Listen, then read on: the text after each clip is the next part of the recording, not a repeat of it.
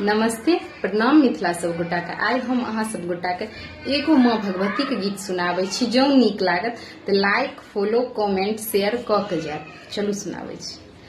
अहाँ जौने सुनबै माहे सुनतै के आन, जननी सुनतै के आन, माहे के छोड़ी हम जेबै कोन गाँव, हम जननी है के छोड़ी हम जेबै कोन गाम।